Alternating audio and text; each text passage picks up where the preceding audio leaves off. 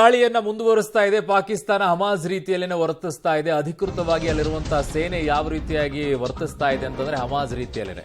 ಗುಜರಾತ್ನಲ್ಲೂ ಪಾಕ್ನಿಂದ ಈಗ ಡ್ರೋನ್ ದಾಳಿ, ಕಚ್ ಮತ್ತು ಭುಜ್ ಮೇಲೂ ಕೂಡ ಡ್ರೋನ್ ಅಟ್ಯಾಕ್ ಆಗ್ತಾ ಇದೆ. ಇಲ್ಲಿವರೆಗೂ ಪಂಜಾಬ್ ಮತ್ತು ರಾಜಸ್ಥಾನ್ ಮತ್ತು ಜಮ್ಮು ಕಾಶ್ಮೀರದಲ್ಲಿ ನಡೀತಾ ಇತ್ತು, ಈಗ ಗುಜರಾತ್ ವರೆಗೂ ಕೂಡ ಬಂದಿದೆ. ನಿನ್ನೆನೂ ಕೂಡ ಗುಜರಾತ್ ಅಲ್ಲಿ ದಾಳಿ ಆಗಿತ್ತು. 10ರಿಂದ 11 ಬಾರಿ ಡ್ರೋನ್ ದಾಳಿ ಆಗಿದೆ. ಗುಜರಾತ್ನ ಭುಜ್ ಕಂಪ್ಲೀಟ್ ಬ್ಲಾಕ್ ಔಟ್ ಅನ್ನ ಮಾಡಿಟ್ಟಿದ್ದಾರೆ. ಈಗ ಅಂದ್ರೆ ಕತ್ತಲು ಆವರಿಸಿಕೊಳ್ಳೋ ರೀತಿಯಲ್ಲಿ ಯಾವ ಲೈಟ್ ಕೂಡ ಆನ್ ಇಲ್ಲ. ಗುಜರಾತ್ನಲ್ಲೂ ಈಗ ಪಾಕ್ನಿಂದ ಡ್ರೋನ್ ದಾಳಿ ನಡೆದಿದೆ.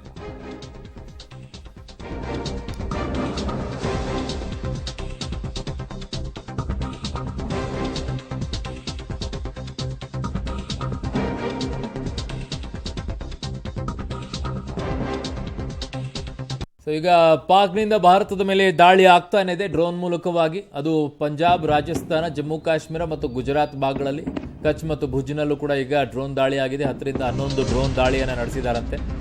ಹೋಶಿಯಾರ್ಪುರ ಸೇನಾ ಕ್ಯಾಂಪ್ ಬಳಿ ಸ್ಫೋಟ ಸದ್ದು ಕೇಳಿ ಬರ್ತಾ ಇದೆ. ಅಮೃತ್ಸರದಲ್ಲಿ ನಿರಂತರವಾದಂಥ ಫೈರಿಂಗ್ ನಡೀತಾ ಇದೆ.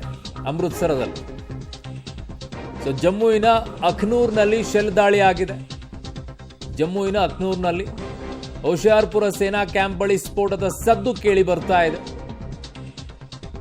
ಅಮೃತ್ಸರದಲ್ಲಿ ನಿರಂತರವಾದಂತಹ ಫೈರಿಂಗ್ ನಡೀತಾ ಇದೆ. ವಾಘಾ ಗಡಿ ಏನಿದೆ ಅಮೃತ್ಸರದ ಬಳಿನೇ ಇರೋದು. ಜಮ್ಮುವಿನ ಅಖ್ನೂರ್ನಲ್ಲೂ ಕೂಡ ಶೆಲ್ ದಾಳಿ ನಡೆದಿದೆ. ವಿಪರೀತವಾಗಿ ಈಗ ದಾಳಿಯನ್ನ ಮಾಡ್ತಾ ಇರುವಂತದ್ದು. ಜಮ್ಮುವಿನ ರೈಲುಗಳಲ್ಲೂ ಕೂಡ ಬ್ಲಾಕ್ ಔಟ್ ಅನ್ನ ಮಾಡಿದೆ. ಯಾವುದೇ ಕಾರಣಕ್ಕೂ ಕೂಡ ಲೈಟ್ಗಳನ್ನ ಹಾಕೋ ಹಾಗಿಲ್ಲ. ರೈಲಿನಲ್ಲಿ ಮೊಬೈಲ್ ಕೂಡ ಬಳಸದಂತೆ ಆದೇಶವನ್ನ ಹೊರಡಿಸಿದ್ದಾರೆ. That's important. ಅದು ಆಕ್ಚುಲಿ ಇಲ್ಲದೇ ಇದ್ರೆ ರೈಲುಗಳನ್ನೇ ಟಾರ್ಗೆಟ್ ಮಾಡಿ ಇಟ್ಕೊಳ್ತಾರೆ. ಹಾಗಾಗಿ ಅಲ್ಲಿ ಈಗಾಗಲೇ ವಿಮಾನಗಳನ್ನು ರದ್ದು ಮಾಡಿಟ್ಟಿದ್ದಾರೆ. ಭಾರತೀಯ ರೈಲು ಈಗ ಕತ್ತಲಲ್ಲೇನೆ ಸಂಚರಿಸ್ತಾ ಇದೆ.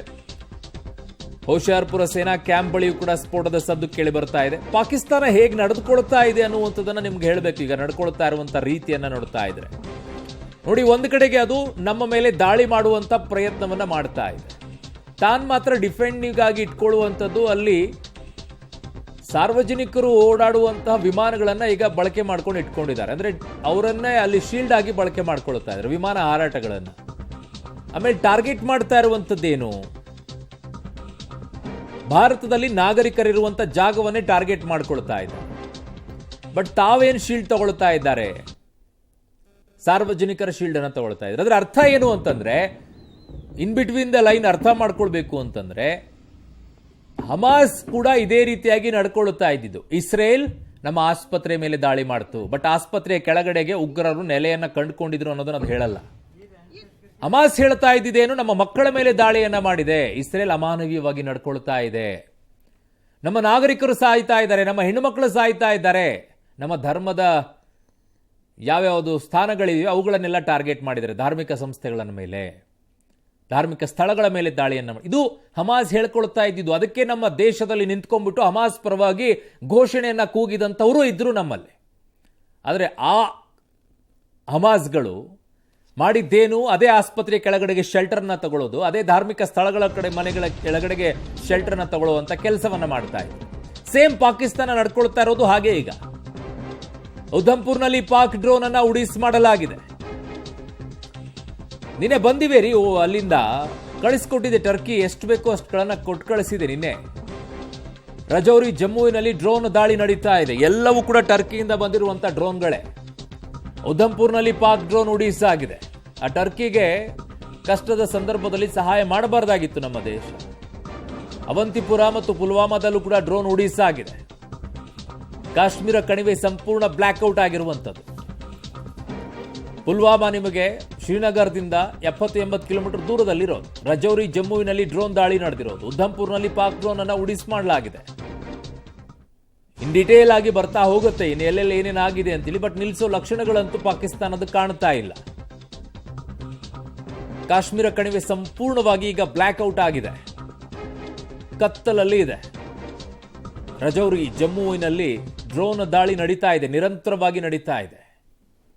ಎಲ್ಲಿ ಏನು ಎತ್ತ ಅಂತ ಹೇಳಿ ಅದಕ್ಕೆ ಪರ್ಟಿಕ್ಯುಲರ್ ಆಗಿ ಇದೇ ಟಾರ್ಗೆಟ್ ಅಂತಿಲ್ಲ. ಒಟ್ಟಿನಲ್ಲಿ ಡ್ರೋನ್ ಹಾರಿಸ್ತಾ ಇದೆ. ಅದು ಹೋಗಿ ಬೀಳಬೇಕು, ಯಾರಾದರೂ ಸಾಯ್ಬೇಕು. ಇಲ್ಲಿ ಸತ್ರೆ ಅವ್ರಿಗೆ ಖುಷಿ ಆಗತ್ತೆ ಪಾಕಿಸ್ತಾನಕ್ಕೆ.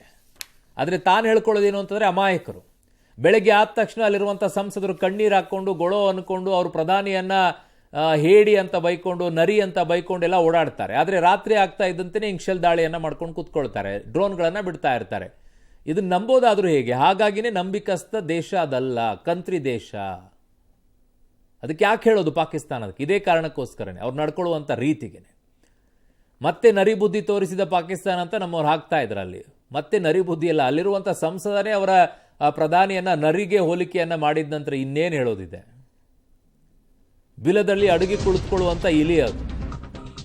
ಶ್ರೀನಗರದಲ್ಲಿ ಬ್ಲ್ಯಾಕ್ಔಟ್ ನಂತರ ಡ್ರೋನ್ ದಾಳಿ ನಡೆದಿದೆ.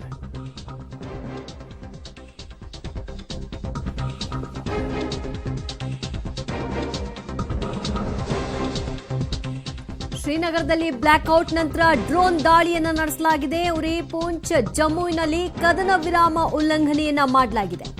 ಶ್ರೀನಗರದಲ್ಲಿ ಬ್ಲ್ಯಾಕ್ಔಟ್, ಡ್ರೋನ್ಗಳ ದಾಳಿಯನ್ನ ನಿರಂತರವಾಗಿ ನಡೆಸಲಾಗ್ತಾ ಇದೆ. ಕದನ ವಿರಾಮ ಉಲ್ಲಂಘನೆ ಅದನ್ನ ಆರಂಭದಿಂದಲೂ ಕೂಡ ಮಾಡ್ಕೊಂಡು ಬಂದಿದೆ. ಈಗ ಅದರ ಪ್ರಮೇಯವೇ ಪ್ರಶ್ನೆಯೇ ಬರೋದಿಲ್ಲ. ಇದನ್ನೇ ಮಾಡ್ಕೊಂಡು ಬಂದಿರೋದು ಪಾಕಿಸ್ತಾನ. ಅಪ್ರಚೋದಿತ ದಾಳಿಗಳನ್ನ ನಡೆಸ್ತಾ ಬರ್ತಾ ಇತ್ತು. ಅದಾದ ನಂತರದಲ್ಲಿ ಈಗ ಬ್ಯಾಕ್ ಟು ಬ್ಯಾಕ್ ಡ್ರೋನ್ಗಳನ್ನ ಹಾರಿಸ್ತಾ ಇದೆ, ಮಿಸೈಲ್ಗಳನ್ನ ಹಾರಿಸ್ತಾ ಇದೆ. ಇಷ್ಟೆಲ್ಲ ಮಾಡಿದ್ರು ಫೈನಲಿ ತನಗೆ ಸಿಗ್ತಾ ಇರೋದು ಏನು ಅನ್ನೋದರ ಅರಿವಿದ್ರೂ ಕೂಡ, ಮುಖಭಂಗ ಆಗ್ತಾ ಇದೆ ಅನ್ನೋದು ಗೊತ್ತಾಗ್ತಾ ಇದ್ರೂ ಕೂಡ ಪ್ರಯತ್ನ ಮಾತ್ರ ನಿಲ್ಲಿಸ್ತಾ ಇಲ್ಲ. ಉರಿ ಪೂಂಚ್ ಜಮ್ಮುವಿನಲ್ಲಿ ನಿರಂತರವಾಗಿ ದಾಳಿಗಳಾಗ್ತಾ ಇದೆ. ಸದ್ಯ ಬ್ಲ್ಯಾಕ್ಔಟ್ ಮಾಡಲಾಗಿದೆ ಪರಿಸ್ಥಿತಿ ಕಾರಣ ರೈಲುಗಳ ಸಂಚಾರ, ಅಲ್ಲಿ ಲೈಟ್ಸ್ಗಳನ್ನ ಆನ್ ಮಾಡೋ ಹಾಗಿಲ್ಲ, ಟಾರ್ಚ್ಗಳನ್ನ ಬಿಡೋ ಹಾಗಿಲ್ಲ. ಹಾಗೆಯೇ ಟ್ರ್ಯಾಕ್ನಲ್ಲಿ ಸಂಚಾರವನ್ನ ಬೋಗಿಗಳು ನಡೆಸ್ತಾ ಇವೆ. ಅದರ ಒಂದು ಚಿತ್ರಣ ಅದು ಬಹಳ ಮಬ್ಬಾಗಿ ಕಾಣಿಸ್ತಾ ಇದೆ. ಅಷ್ಟು ಕ್ಲಾರಿಟಿ ಇರಲ್ಲ, ಬಿಕಾಸ್ ಲೈಟ್ ಹಾಕೋಂಗಿಲ್ವಲ್ಲ, ಬ್ಲ್ಯಾಕ್ಔಟ್.